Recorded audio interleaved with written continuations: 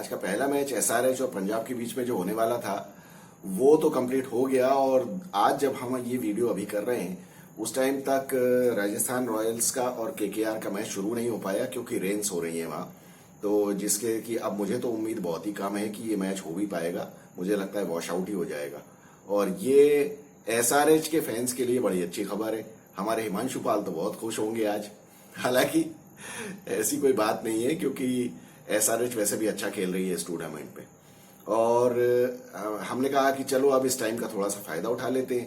तो ये पहले मैच की हम एनालिसिस कर लेते हैं। पहला मैच जो हुआ एसआरएच और पंजाब का, जैसा कल हम डिस्कस कर रहे थे कि हमको लग रहा था कि एसआरएच बिल्कुल वन साइडेड इनको पंजाब को हरा देगी।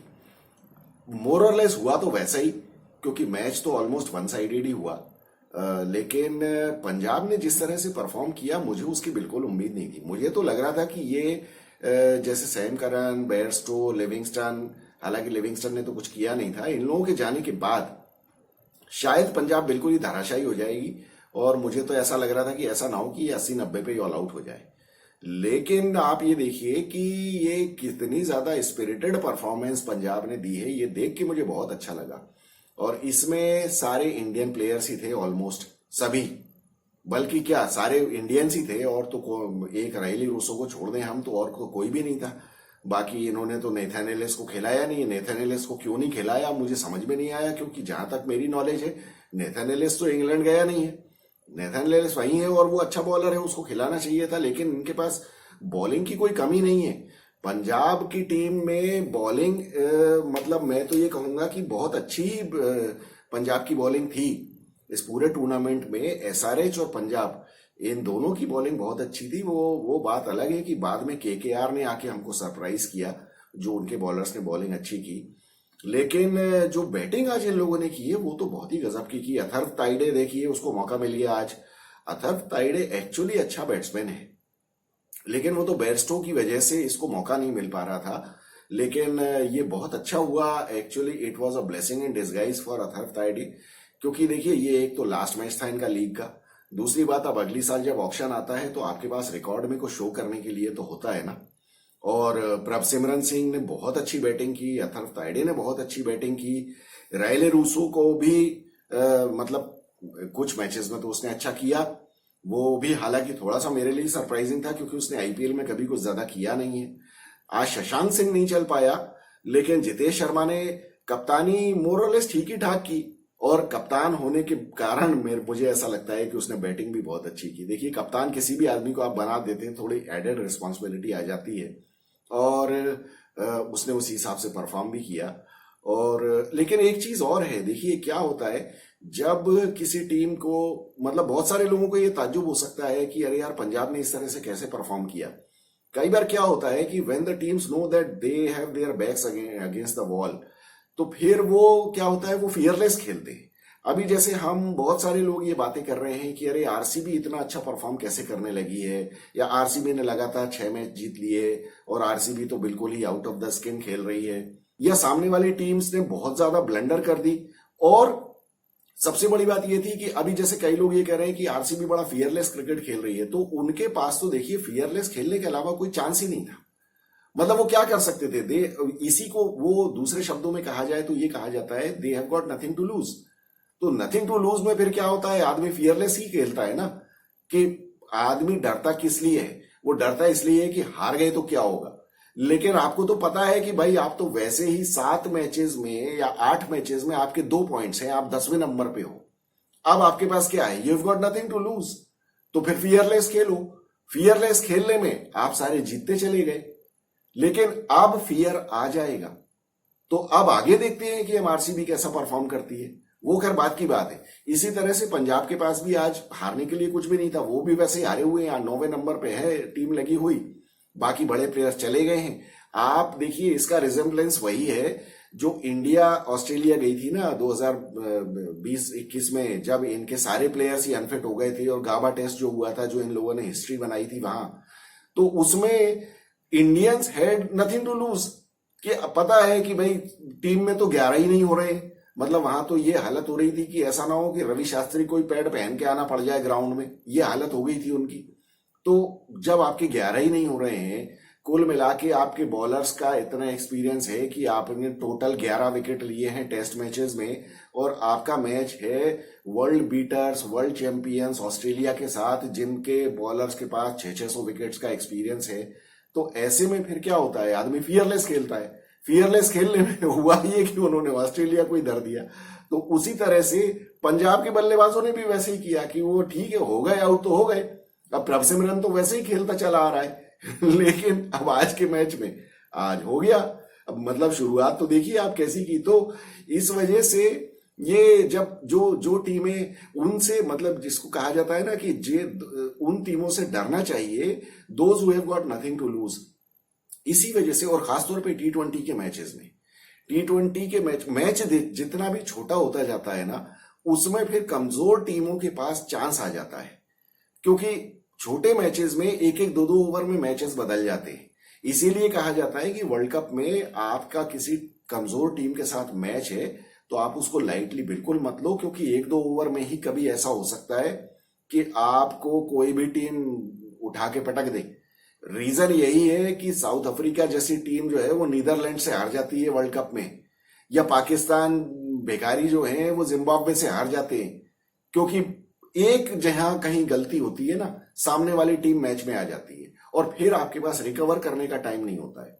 या इसीलिए छोटे मैचेस में आपको छोटी टीम से डरना चाहिए, क्योंकि 11 बैट्समैन तो उनके पास भी हैं, 5-6 बॉलर्स वो भी लेके आए हैं, बल्ले उनके पास भी हैं, ताकत उनके पास भी है। अगर चल गया कोई, एक दो चल गए और किसी बॉलर ने अगर out of the skin bowling कर दी, 2-3 विकेट निकाल दिए आपके मेन, हो जाएगा काम।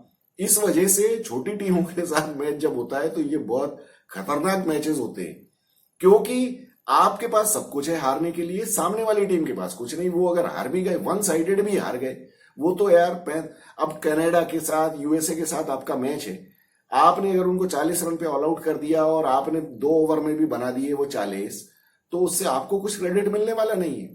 लेकिन अगर उन्होंने कहीं मैच फंसा दिया और आपको 18 ओवर तक खींच दिया, तो आपकी थूथू हो जाएगी और आपका कॉन्फिडेंस शेक हो जाएगा, और कोई भरोसा नहीं है कि आप हार भी जाओ मैच। अरे इतिहास में ऐसे हुए हैं मैचेस। अरे हम ही तो 2007 में तो बांग्लादेश का कोई स्टेटस नहीं था, बांग्लादेश ने 2007 के वर्ल्ड कप में हमको पैक करके भेज दिया था ना, जो हमारी बिल्कुल भारत रत्नों से भरी हुई टीम थी। एक से एक बड़े खिलाड़ी थे, उससे स्ट्रांग कोई टीम हो नहीं सकती, उसको हरा हरू के भेज दिया था, हमको तो बाहर ही कर दिया था वर्ल्ड कप से। तो हालत वही है। और उस टाइम पाकिस्तान की टीम बहुत ज्यादा स्ट्रांग थी, जिनको आयरलैंड ने हरा के पैक कर दिया था। तो ये चीजें हो जाती हैं, इसलिए मेरे ख्याल से एसआरएच को भी इस बात का डर होगा। और जिस तरह से पंजाब ने शुरुआत की, मतलब आप ये देखिए कि इन लोगों ने 9 ओवर में 97 रन बना दिए थे। फिर जब 10वें ओवर की पहली बॉल पे अथर्व ताइडे आउट हुआ है और उसने बनाए थे 46 रन 27 बॉल्स में, अच्छी खासी पिटाई इन लोगों ने की। और ऐसी कोई मतलब कोई आड़े तिरछे बल्ले से नहीं खेले ये लोग, बहुत ही बढ़िया बैटिंग की इन लोगों ने। प्रभसिमरन सिंह ने 45 बॉल्स में 77 रन 71 रन बनाए, 7 चौके 4 छक्के, बहुत बढ़िया बैटिंग की। और फिर उसके बाद राइली रूसो तो जैसे खेलता है वो ऐसे ही खेला, 3 चौके 4 छक्के उसने मारे 49 रन में। फिर शशांक सिंह आज जरूर अनफॉर्चुनेटली रन आउट हो गया, लेकिन जितेश शर्मा ने बहुत बढ़िया बैटिंग की। कुल मिला के मतलब एक फॉर्मेडेबल स्कोर बना दिया था इन्होंने, 214। हालांकि एसआरएच के सामने कोई ये बहुत ज्यादा स्कोर नहीं है, लेकिन फिर भी बाद में बैटिंग करने में हमने देखा है ये बिल्कुल ये प्रेशर में आ जाते हैं। और शुरुआत जिस तरह से की फिर अर्शदीप सिंह ने, लेकिन अर्शदीप सिंह ने जो पहली बॉल पे ट्रेविस हेड को आउट किया है, उससे मुझे लगता है कि ये बाकी सारी टीमें जो हैं, और खासतौर पर मुझे बाकी टीमों की कोई चिंता नहीं है, इंडियंस को कम से कम ये समझना चाहिए कि ट्रेविस हेड को किस तरह से आउट करना है, इसका इनको मंत्र मिल जाना चाहिए। ट्रेविस हेड को अभी तक जब भी ट्रेविस हेड ने रन्स बनाए हैं, उसको हमेशा शॉर्ट बॉल फेंकी, और अगर आप उसको शॉर्ट बॉल फेंकेंगे तो उसका तो फिर वही काम है, वो पीछे आके और वो या तो स्क्वायर ऑफ साइड खेलता है या फिर वो उसको पुल मारता है, और अगर आपने ओवर पिच कर दी तो ऊपर से निकाल देता है बॉलर के ऊपर से। तो आपको एग्जैक्ट गुड लेंथ पे उसके मिडिल स्टंप पे बॉल करना है, आउट स्विंगर। वहीं आपको अगर याद हो कि मतलब सिर्फ मैं आज का मैच देख के बात नहीं कर रहा हूं, चेन्नई के अगेंस्ट जो मैच हुआ था पहला, जो एसआरएच जीती थी, जो हैदराबाद में हुआ था, उस मैच में भी अगर आपको याद हो, वेरी फर्स्ट ओवर में शायद दीपक चाहर बॉलर था, उसकी बॉल पे मोइन अली के सीधे हाथ में कैच किया था। वो एग्जैक्टली ऐसी ही बॉल थी, मिडिल स्टंप पे आउट स्विंगर, उसने बल्ला चलाया और मोइन अली के हाथ में गया कैच और मोइन अली ने टपका दिया। एग्जैक्टली बिल्कुल सेम बॉल थी। ये इसकी वीकनेस है, इसको अगर ये पॉइंट आउट कर लेंगे तो शायद वर्ल्ड कप में ये ट्रेविस हेड को काउंटर कर सकते हैं। क्योंकि अब देखिए, ये आईपीएल तो ठीक है, हमारा मेन कंसंट्रेशन तो वर्ल्ड कप के ऊपर होना चाहिए। और अब हमें ये सोचना चाहिए, अब ये राहुल द्रविड़ और ये रोहित शर्मा, इन सब लोगों को, हार्दिक पांड्या को, ये सब बैठ के ये सारे मैचेस क्रिटिकली देखने चाहिए। क्योंकि ये अब जो मैचेस होने वाले हैं प्लेऑफ्स में, मेनली अब ये वर्ल्ड कप में खेलने वाले प्लेयर्स ही आपको दिखने वाले हैं और टॉप परफॉर्मर्स दिखने वाले हैं। तो अब यहाँ पे आप अपनी स्ट्रेटेजीज बना सकते हैं। मेरे ख्याल से तो इन सारे तीनों लोगों को, चारों लोगों को बैठ के यहाँ मैचेस देखने चाहिए कि अब हम किस तरह से अपनी प्लानिंग कर सकते हैं। तो ये 215 रन के स्कोर के बाद पहली बॉल पे ट्रेविस हेड का विकेट गिर गया, लेकिन बात फिर वही है कि फिर उसके बाद अर्शदीप सिंह ने फिर कबाड़ा कर दिया, फिर बकवास बॉलिंग कर दी उसने पूरी, फिर कुछ भी ढंग की बॉलिंग नहीं की उसने। और ऋषि धवन को ये, अब मुझे लगता है कि ये ऋषि धवन को क्यों लाए होंगे यार, ऋषि धवन के बजाय नेथन एलिस को ले लेते। अब मुझे आई हैव सीरियस डाउट्स कि नेथन एलिस है भी या नहीं है, पर वो डेफिनेटली ऋषि धवन से तो अच्छा है यार। क्यों ऋषि धवन को खिलाया होगा यार? ये ऋषि धवन कब से खेलता चला आ रहा है और उसकी कोई परफॉर्मेंस कभी नहीं है। बहुत ही बेकार बॉलिंग की इसने। हर्षल पटेल भी आज पिट गए। हर्षल पटेल ने क्या है यार, और एक तो कैच क्या छोड़ा है उसने यार, बहुत ही गंदा कैच छोड़ा है उसने। किसकी बॉल पे छोड़ा था वो? अर्शदीप सिंह की। अर्शदीप सिंह भी दुखी हो गया बेचारा, वो 2 विकेट थे उसके, 3 हो जाते। एक तो मतलब एक मॉरली एक अच्छा लगता है। वो बात सोचने की अलग है कि भाई चलो मैंने तो आउट कर दिया था, आउट हो जाना चाहिए था, लेकिन रिकॉर्ड में तो नहीं गया ना यार। और वो फिर किसी को याद भी नहीं रहता है कि आपकी बॉल पे कैच छूटा था या किसने छोड़ा था, क्या था। तो कुल मिला के अब हरप्रीत बरार और राहुल चहार ने आज बहुत ज्यादा निराश किया। पूरे टूर्नामेंट में अच्छी बॉलिंग करते आए, आज जब इनको करनी चाहिए थी, जब तुम्हारे पास इतने सारे रन थे, तब तुम बॉलिंग कर नहीं पाए। वो क्लासन ने पीट दिया इनको। अभिषेक शर्मा का तो इनको, मतलब मुझे ताज्जुब है कि अजी अभिषेक शर्मा पंजाब की टीम से खेलता है डोमेस्टिक सर्किट में। ये सारी पंजाब की टीम थी, ये सारे लड़के जो हैं ये पंजाब से खेलते हैं, उसके बावजूद आप उसको आउट नहीं कर पाए यार। क्या है, डोमेस्टिक सर्किट में सब अभिषेक शर्मा के सामने खेलते हैं, लेकिन ऐसे इन लोगों ने बॉलिंग की है इसको यार। राहुल त्रिपाठी, लेकिन राहुल त्रिपाठी ने क्या बढ़िया बैटिंग कर दी आज। हिलता डुलता आता है वो, हिलता डुलता खड़ा रहता है क्रीज पे, आज बढ़िया बैटिंग कर दी। अब यही है, जब चिड़िया चुग गई खेत तब आप बैटिंग कर रहे हो। बहुत ही बेकार काम किया है इसने। नीतीश कुमार रेड्डी ने बहुत अच्छी बैटिंग की। हेनरी क्लासेन 26 बॉल में 42 रन, वो तो जैसा खेलता है वैसा ही खेला, और बाद में क्या गंदी बॉल पे आउट हुआ है ब्रार की। तो कुल मिला के तो इनको 215 रन बनाना कोई बड़ी बात नहीं थी। हालांकि फिर भी ये लोग 20 ओवर तक खींच खांच के ले गए, लेकिन ये तो कंफर्टेबल मैच था, इनको आसानी से जीतना चाहिए था और ये आसानी से जीते भी। हालांकि ये पहले खत्म कर सकते थे और इनको करना चाहिए था। देखिए यहाँ पे अब मैं कहता हूं कि यहाँ पे कोचेस की और मैनेजमेंट की थोड़ी सी ये फोरसाइट को मैं ब्लेम करूंगा कि ये लोग, आप इसको ये क्यों सोच रहे हो कि लास्ट लीग मैच है।